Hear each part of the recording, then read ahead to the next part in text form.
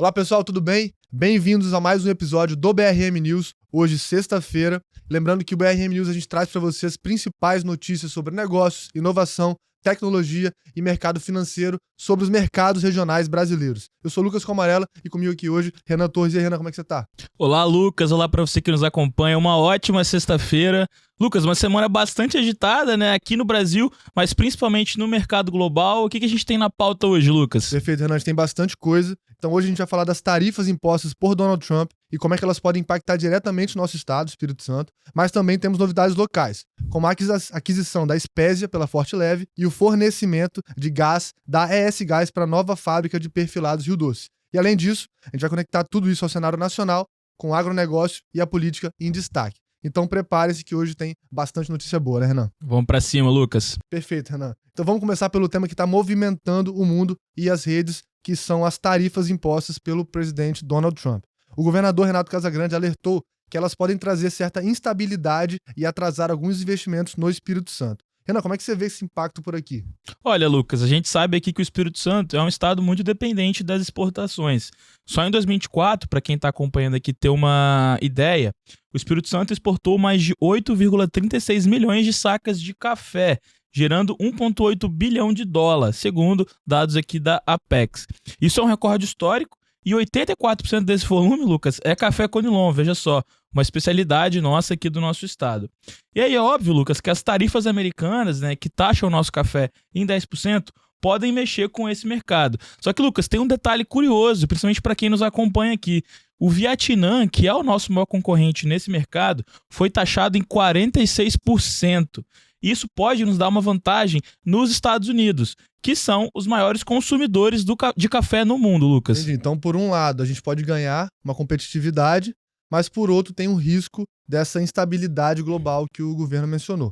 E não é só nosso café, né? Outro setor também que é muito importante, que também é do setor de importação e exportação, são as rochas ornamentais, que exporta cerca de 60% da produção para os Estados Unidos. E também está preocupado com esse setor, né? E o vice-governador, Ricardo Ferraço, já está em diálogo com empresários para avaliar de fato quais são esses impactos e como é que o governo pode apoiar esses empreendedores, né, Renan? Exato, Lucas. A gente falou aqui do café e das rochas, mas a gente sabe que tem outros dois produtos que estão muito ligados à matriz econômica do nosso estado, que é o minério de ferro e a celulose, que ambos exportados pelo Porto de Tubarão. E aí, Lucas, qual que é o ponto? Se a demanda global cair por causa de uma guerra comercial, a gente pode sentir o baque, né, desses números. Mas eu vejo por um lado positivo. O governo estadual ele pode usar essa crise para buscar novos mercados, como a China, por exemplo, e a União Europeia, que estão retaliando os Estados Unidos devido às tarifas anunciadas por Donald Trump. É verdade. E o próprio Casagrande ele disse que as ações de Trump podem isolar os Estados Unidos, o que abre, de certa forma, as portas para o Brasil entrar nesse mercado com mais força. Por exemplo, em 2024, os portos capixabas eles foram responsáveis por um volume recorde de exportação de café. Então, se a gente souber aproveitar esse cenário da forma correta, a gente pode até crescer em meio ao caos. Mas são riscos no longo prazo, né? E o risco aqui é principalmente ligado à incerteza, que gera muito volatilidade. Principalmente porque a gente sabe que essas taxas elas ainda podem aumentar ou diminuir. É um momento ainda muito incerto no mercado global. Por exemplo, se os preços das commodities caírem ou se os investimentos forem adiados, como Casagrande bem alertou, setores como a agricultura e a indústria podem sofrer.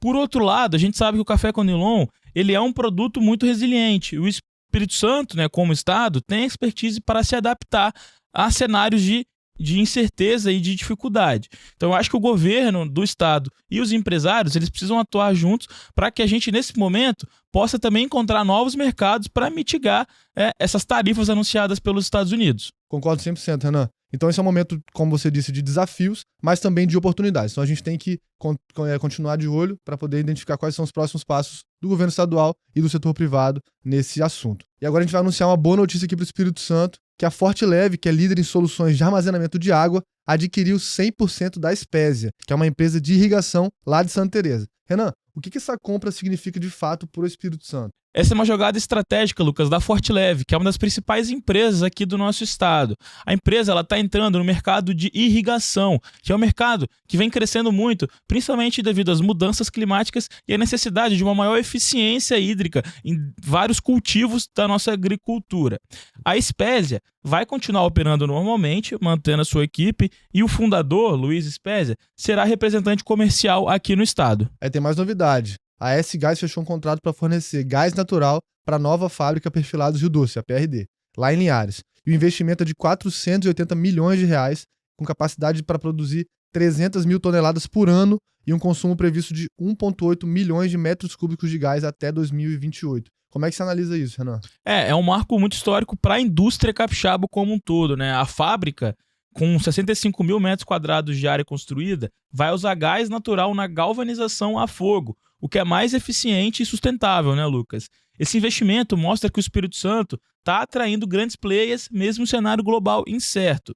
A ES Gás, como fornecedora, está se consolidando como peça-chave na matriz energética do estado. Sem dúvida, esse impacto vai muito além da fábrica, né? O gás natural já é uma fonte de energia muito mais limpa e com uma demanda crescendo cada vez mais. Isso pode atrair, inclusive, outras indústrias para cá, para o Espírito Santo. Mas você acha que o Espírito Santo, então, por conta desse contexto todo, ele pode acabar se tornando um hub de gás natural no Sudeste? Tem sim, claro. E como a gente costuma falar aqui na Apex, né, o Espírito Santo, ele é uma onça brasileira, né, fazendo uma alusão aí aos tigres asiáticos. Porque olha só, Lucas, a gente tem localização estratégica, a gente tem portos eficientes e uma economia diversificada. Então a ES Gás já está investindo em infraestrutura e caso, né, esse apoio do governo do estado continuar, a gente pode ver mais indústrias adotando o gás natural. Isso gera emprego, isso gera arrecadação e desenvolvimento. A PRD, por exemplo, já deve criar centenas de vagas diretas e indiretas com essa nova unidade, Lucas. É um ciclo virtuoso, né, de prosperidade em toda a cadeia. E o mais legal é que essas notícias elas mostram realmente como o Espírito Santo está se colocando como um estado dinâmico, mesmo com esses desafios que a gente apresentou agora anteriormente. Então vamos ampliar agora o olhar para o cenário nacional.